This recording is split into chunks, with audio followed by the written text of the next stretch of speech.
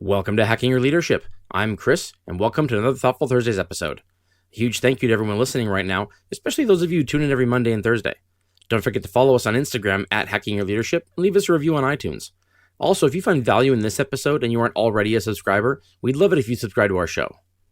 For this week's episode, I want to talk about ghosting, the act of abruptly ceasing communication as opposed to having an uncomfortable conversation about why the relationship needs to end. Ghosting happens on both sides of the employer-employee relationship and has recently been a hot-button topic on LinkedIn and other job-related social media sites. About 6 years ago, I was at a networking event for my local Chamber of Commerce, and I was chatting with a small group of people about changes in work ethic since the 2007 recession.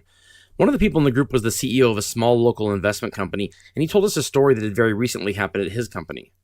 He said his company went through about 4 months of recruiting and hiring work to fill a specific position, that the person they decided on interviewed well and was well liked by all the people involved in the hiring process, and that the onboarding of this employee went smoothly. The problem was that on the 4th day of work, the employee didn't come to work, didn't respond to emails or text messages, and by all accounts was just gone.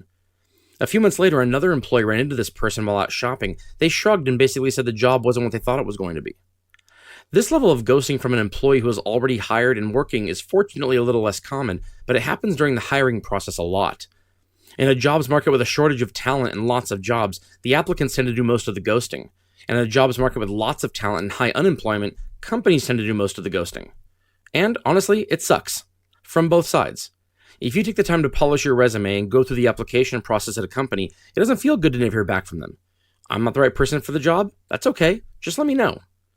And if you work in recruiting or talent acquisition and you schedule an interview with an applicant, it doesn't feel good when that person doesn't ever show up. You got a better opportunity at a different company? That's okay. Just let me know. If you've ever seen some of the conversations and comment threads on this topic, you'll know there's no shortage of finger pointing either. An article will be posted about how ghosting by job applicants is on the rise. Then someone will imply this is a generational thing rather than an economic thing by commenting how this kind of thing would never happen 30 years ago, which will prompt a reply stating how this is payback for all the times companies never called applicants back, implying that each of these is rooted in a sense of justice rather than simply not wanting to have an awkward conversation about why you chose a different job offer. And like all other emotional topics, nothing gets solved and people retreat further into their corners. If you're a leader and you've received an application and a resume for a person you're positive is not a fit for your company, part of your job as a leader is to make sure that candidate knows this. If you've had an interview with a candidate and you're positive there will not be a second interview, part of your job as a leader is to communicate this to the candidate. Not because it's the right thing to do, though it is, but because it's good business.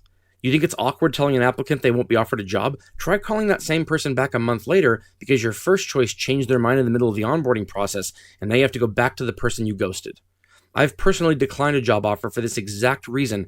It implied a lack of professionalism within the company, and it led me to believe the leadership there treated employees the same way they treated applicants. And if you've applied for multiple jobs and actually had conversations with people at those organizations, part of your responsibility as an applicant is to let your contact person know if you've decided you're no longer interested in the job there. Not because it's the right thing to do, again, though it is, but because the world is small and most industries are very small, and people have a tendency of staying within an industry even if they switch companies. Not looking forward to sending emails to recruiters you've decided to pass on? Try coming to work one day and finding that person has accepted a job with your company, maybe even above you on the org chart. People have incredibly long memories, and I've been in the room when an applicant was passed over because someone at the company used to work with them years earlier and remember them as unprofessional. It'd be great if both applicants and hiring managers started getting better at this simply because they wouldn't want to be treated this way themselves. But while the morals of this are subjective, the pragmatism is definitely not.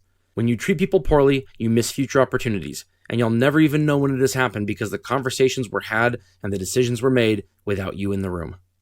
No one looks forward to telling someone they didn't get the job, and no one wants to feel like they've strung someone along only to decline a job offer at the last minute. But the time wasted on trying to pick up the pieces because you didn't have any information is the real insult. If you have 100 applications for a single spot, it doesn't matter if you feel you don't have time to contact each of the 99 who didn't get the job.